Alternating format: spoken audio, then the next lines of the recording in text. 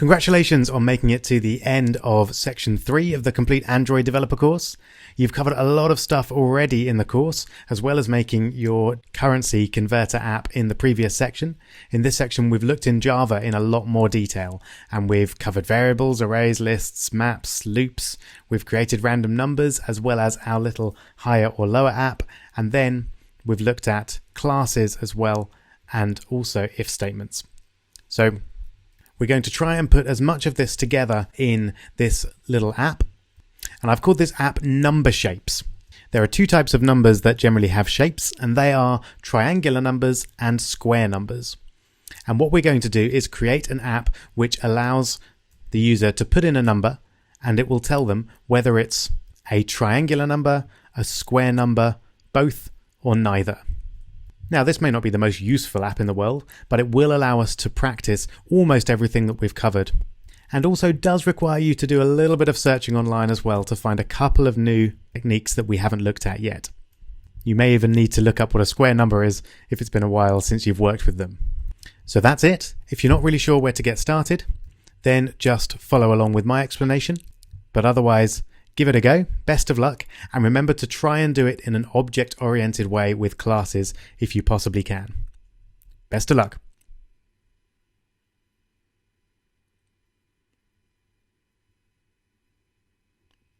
Alright, I hope you managed it.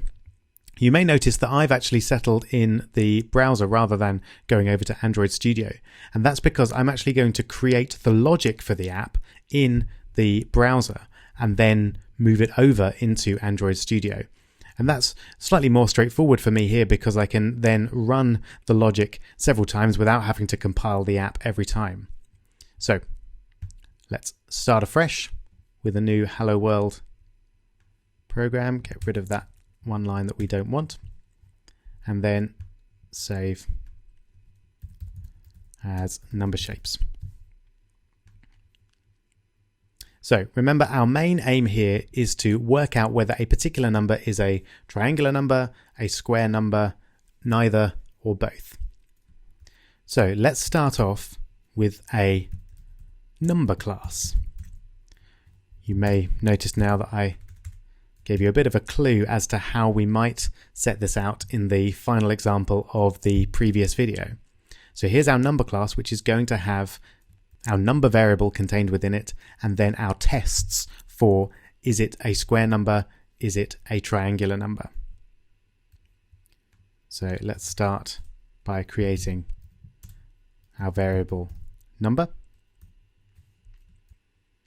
and then I'll work first on whether it's a triangular number. So let's create a public method that returns a Boolean, and we'll call it is triangular. There we go. Now let's just remind ourselves what is a triangular number. There we go. So it's the sequence 1, 3, 6, 10. So the difference goes up by 1 every time.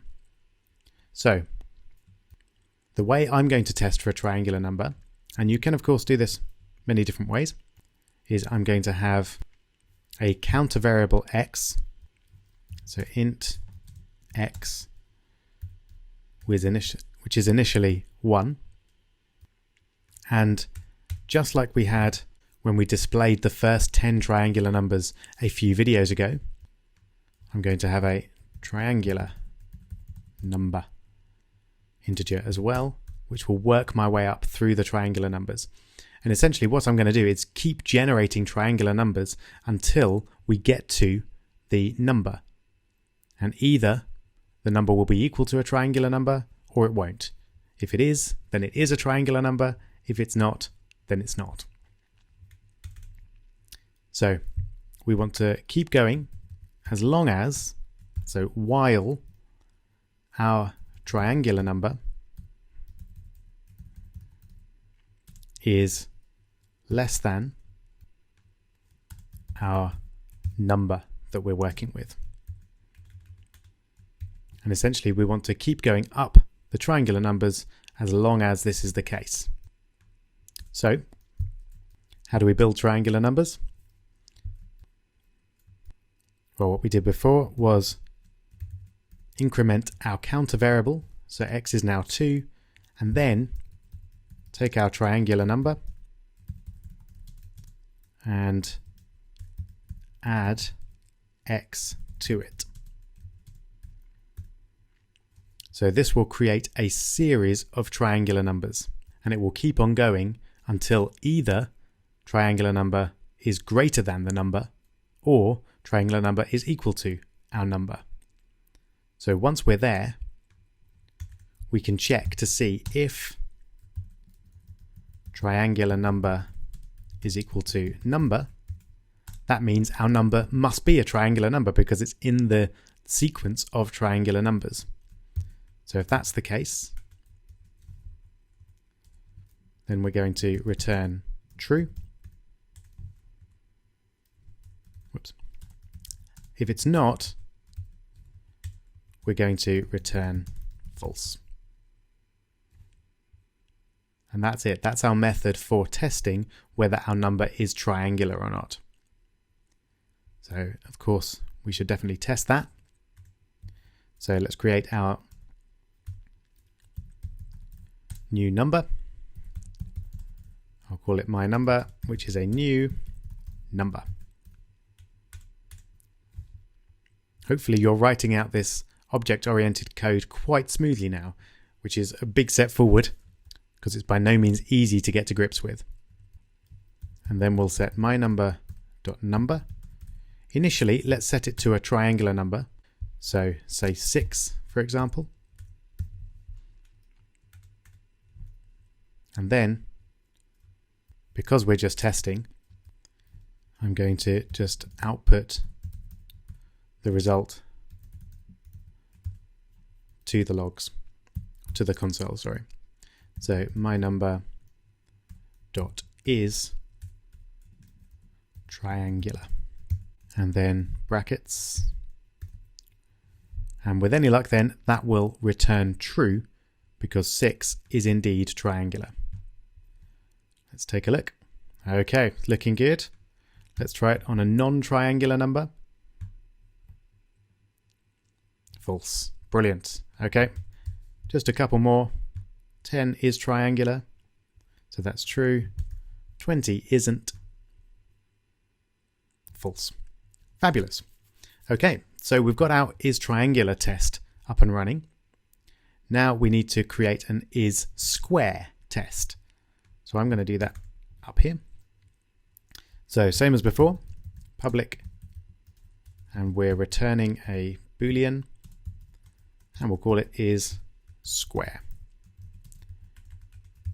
So already, hopefully you can see the sensibleness of keeping all this logic in one place.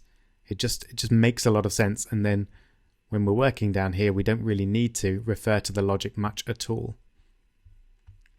So a square number, let's just have a quick Google, is a square number.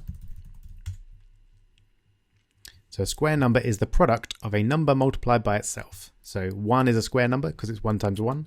4 is a square number because it's 2 times 2. 9 is a square number because it's 3 times 3, etc. So probably the best way to test whether a number is a square number or not is to find the square root of that number and see if it's a whole number. So the square root of 4 is 2, for example, because 2 times 2 is 4. The square root of 9 is 3 because 3 times 3 is 9, etc. So how do we find the square root of a number? Well, that's one thing we haven't covered yet. So I would expect you to search for something like Java. Oh, you can see I've already done it just to check that it's there. Java, there's a square root method. Perfect. That's exactly what we want. So it looks like the method that we want is math.squareroot x. So I'm just going to copy that and jump back over. Now, just to check that this works, I'm going to do a quick test. So let's do the square root of my number dot number. There we go. Let's take a look. So that should give us the square root of 20. Okay, fair enough. Perfectly reasonable request. I've said this is going to return a Boolean and it doesn't. So let's just for now return true so that we can run our code. There we go. That looks like the square root of 20 to me. Brilliant. So that is exactly the function or method that we need. So let's copy it again up here. So let's create a double. I'll call it the square root, like that. And that's going to be math.squareroot. And here I just want to square root number. All right, hope you're still with me. The main thing I want to test about this is whether or not it's a whole number. Because if it is, then we're dealing with a square number. If it's not, then we're not. That's another thing we haven't worked out how to do. So let's do a quick Google. Java test. Oh, again, you can see I've been there just to make sure that everything is available online. So how to test if a double is an integer. That's a perfect question for us. So yep, that's exactly what we want. Okay. So it looks like we use the math.floor method. So math.floor, if you don't want to read that, is a method that finds the integer below the number that we're looking at. So at the moment we've got, say, 4.47. So the integer below that is 4. So actually that makes a lot of sense. If the number that we're looking at is the same as the number when rounded down, then it must be an integer or a whole number. So that's what we want, I think. If we have a look at the other part, that tests whether it's infinite or not, which probably is not going to be relevant for us. So I'm just going to leave that bit out. But if you want to just copy that in, then it's not a major problem. Okay. So this is our test. So we want to test if, we don't want variable this time, we want square root is equal to math.floor of the square root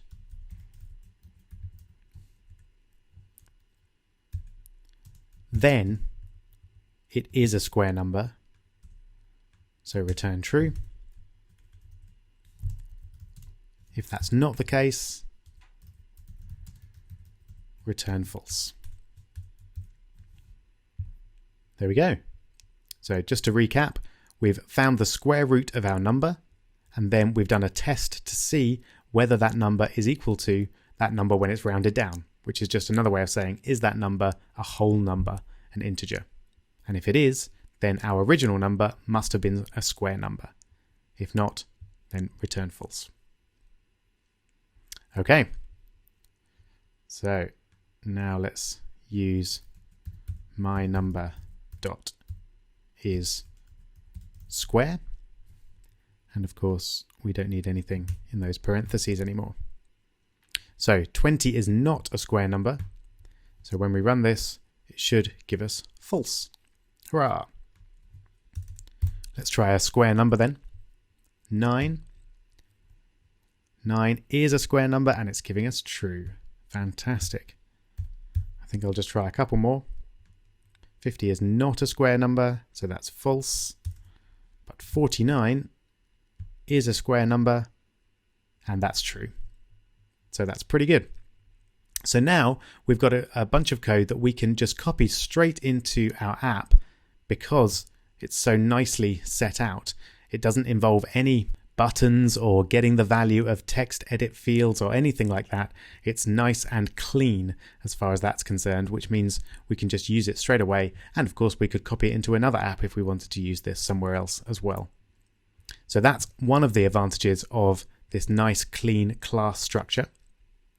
So let's take this code and make our number shapes app. So over to Android Studio. Here we go. So we've still got our higher or lower app, or I have at least. So let's create a new project. We'll call this number shapes. And then all the usual default options. There we go. And here we are. So this bit of the app should be relatively straightforward for you now. It's very similar to what we've been doing in the previous two apps. We just need to set up our layout, have our button and our text field, and then run our class methods when the user presses the button. So let's do a quick setup of our app. So we'll change that to the title number shapes, and then give it an ID as well. So number shapes, and increase the size to maybe 30 SP. And I'll just drag that to the middle. Lovely. So number shapes. And then we'll just have a bit of introductory text. So enter a number below to find out if it is a triangular number, square number, or both. We'll just change the ID to intro. And we want that to be a little larger.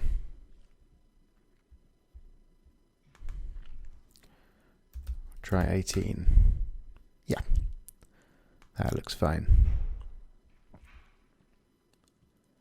And we'll just stretch that out, drag it down a touch. Great, that'll do. Obviously, we're not going for great design at this stage. We just want an app that functions and makes sense. So let's drag in our number text field as before. We can drag it out that way, and we can also just change the width here as we've done before. Great, which is a better way to do it if you're working with different screen sizes, as you probably are. And finally, let's have our button. So we'll change the text there to test number. There we go. And so the ID by default of our edit text is just edit text. I'm going to change it to user's number. There we go. And as usual, our last thing is just to set the on click method here. There we go. And I'll call it test number. Makes sense, so everything's the same. Okay, all right, so back over now to main activity.java, and let's just get the basic logic of our app in as we're fairly used to doing now.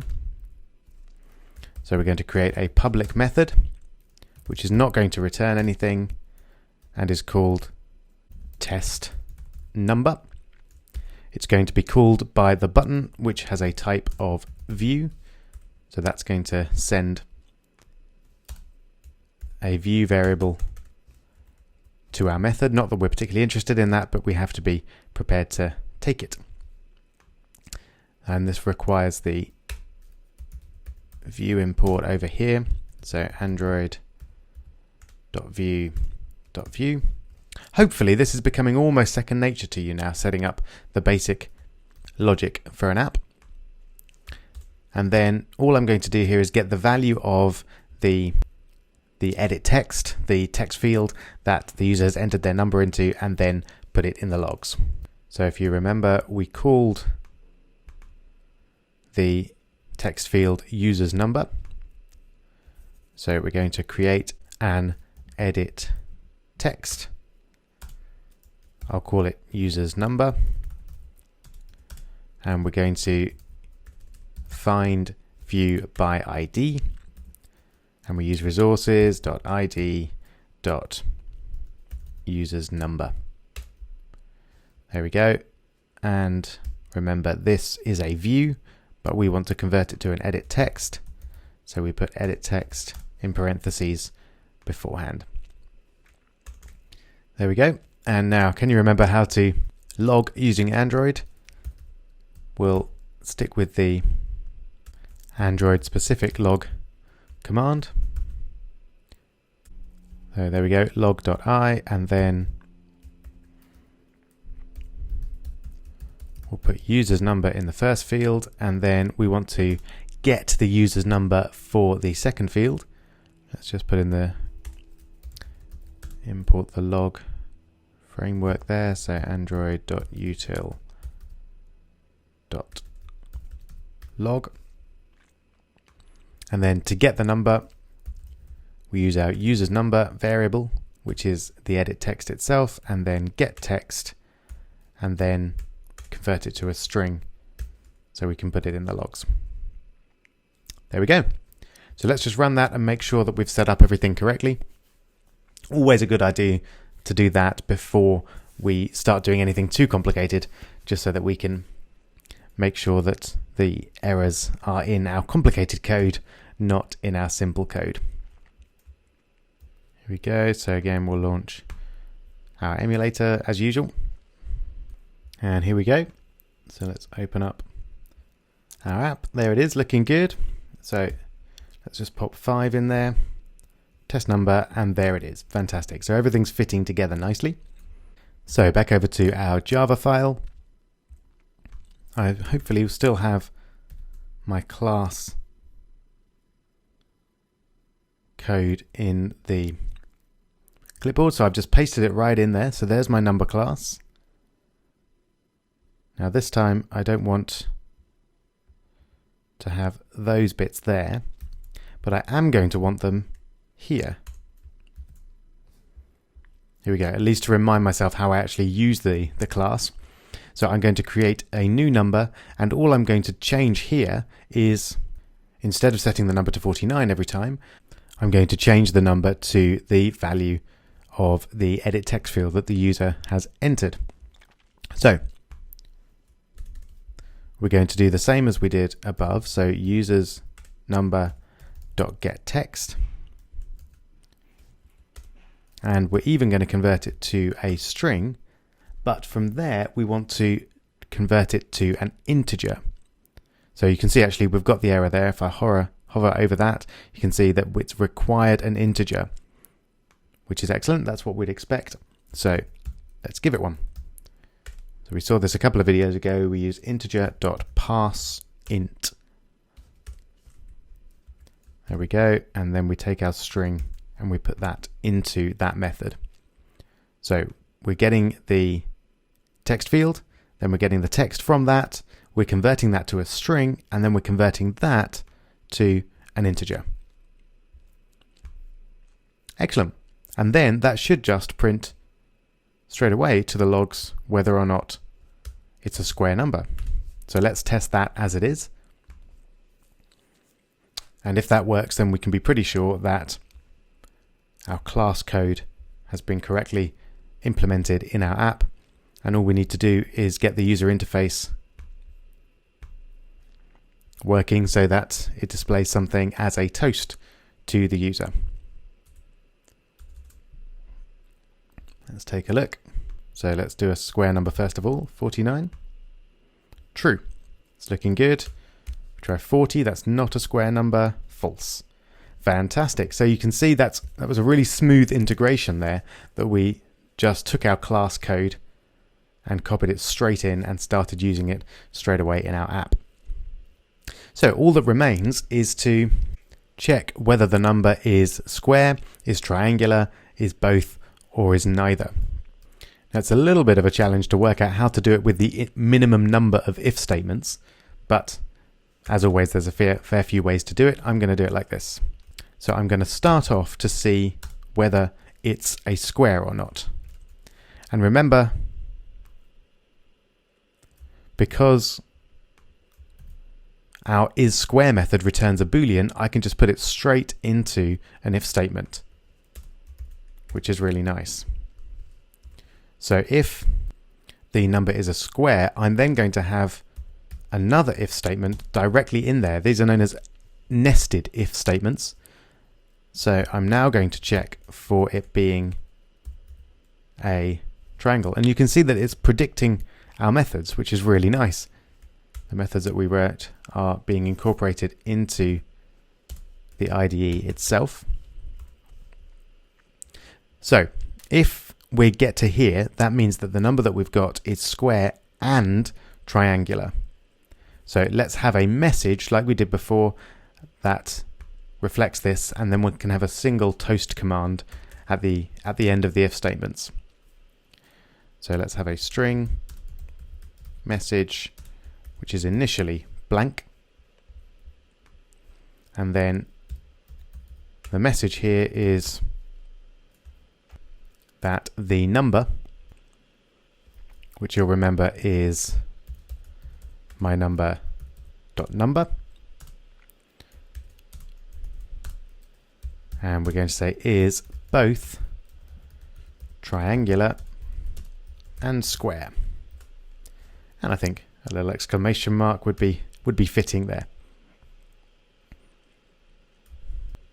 And now, before I do the rest of my if statements, I'm going to set up our toast so that we can just check this and make sure everything's working, and then we'll put in the rest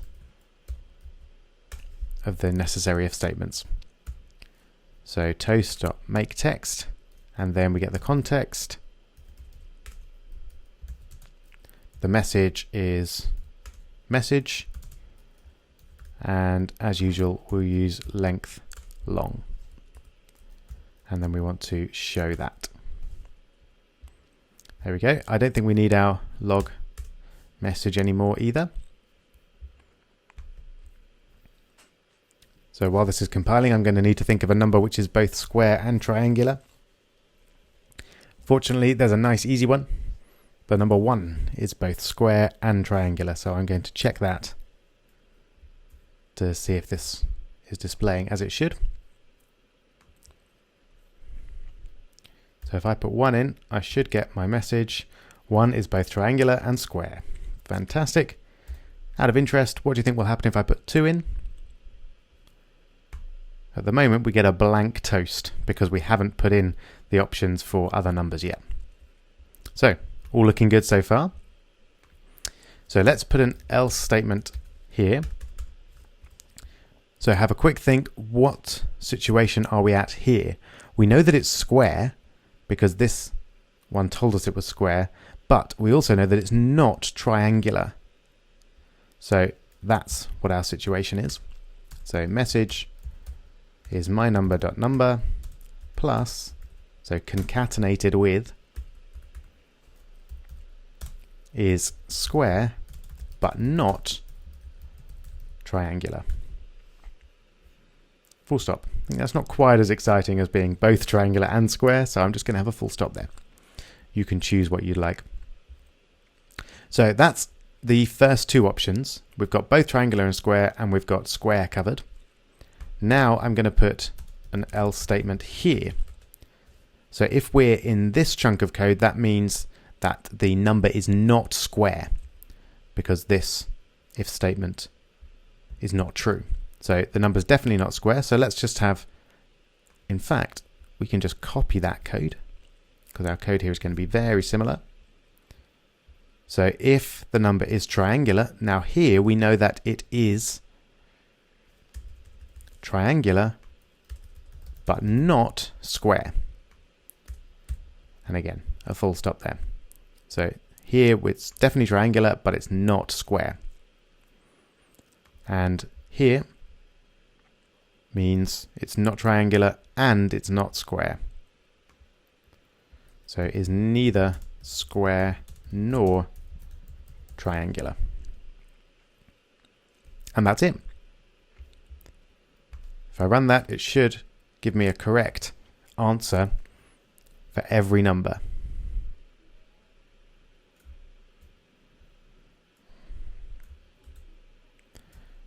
Let's take a look. Keep your fingers crossed. So we'll try 1, same as last time. Both triangular and square. Great, still working. 2 should be neither. Neither triangular nor square. Fantastic. 3 is triangular but not square. There it is. Fantastic. 4 should be square but not triangular. Fantastic. So that's all the different possibilities that we've had there. And let's just check a few more. That should be square but not triangular. There we go. And 28 should be triangular but not square. Brilliant. There's one extra feature I'm going to add here, and that's to avoid this crash that we saw last time, but I set as a challenge for you to fix. I think there's a fairly easy way really to avoid that. There are more technical ways as well, which we'll see later on, but for now we're going to keep it very simple, and we're going to just test at this point. In fact, let's do it slightly earlier. We're going to do a test here to see whether the user has entered anything. And that will work because we chose the number type. Remember when we added the text field, we chose the number type, which doesn't allow even decimals. It doesn't allow anything which isn't a digit. So if the user enters anything here, they can only enter a number. So all we have to do is check to make sure that the user has entered something. So we can create an if statement here, and we can get the value of what they've entered. So users number dot get text, and then we'll convert it to a string. Now we need a way to test whether this is empty or not, so whether it's an empty string. That's not something we've officially seen before, so let's jump over to Google and find out. So Java test if string is empty. There we go. That looks like what we want to know. Let's find an answer. Here we go. Now we know that the string is not going to be null because we're getting the string from the edit text. So there's definitely going to be a string there. It's not going to be non-existent, but the string could be empty. So that's what we want. We want to test the isEmpty method. There we go. So back to Android Studio and pop isEmpty in there. So if it's empty, then all we need to do is set the message equal to please enter a number. And if it's not, then we can do everything else in the usual way. There we go. You can see it's done a really nice job of indenting things for me. And it's also alerting me to a problem, which hopefully you can see what it is. The problem is we've defined the message down there and then used it up here. So I just need to move the definition to the top. There we go. So now we've got a nice test to see if the string is empty, if they've entered nothing, and if so, we give them a relevant message. Otherwise, we process their number. So let's take a look. Probably worth mentioning at this point that there are more advanced ways of doing this test, and you can essentially do the parse int and test whether that's been successful. And that's a better method really than doing what we're doing here, because this relies on the user only being able to enter an integer, and there may be some other options that we haven't thought of here.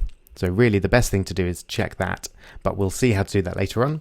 If you want to jump ahead a bit there, then Google the Java try command. That's the way to test whether a function or a method has been successful or not. But this should do for now. Let's just have a look. So now if we enter nothing, we get a nice friendly message rather than an app crash, which isn't great. And just one more quick check, just make sure everything's still working. 49 is square, but not triangular. Fantastic. So I hope you managed to do at least a good portion of that yourself. It's quite a step up from what we were doing just a few videos ago, really. We're creating our own class with a variable within it and then two methods, which we then use quite neatly down here to tell whether our number is triangular, square, neither, or both. So I hope that was fun. I hope you're enjoying yourself so far. You'll be pleased to hear that we're going to be in Android Studio for pretty much the rest of the course. And in the next chapter, we'll be seeing how to work with images, animation, and sound. I'll see you there.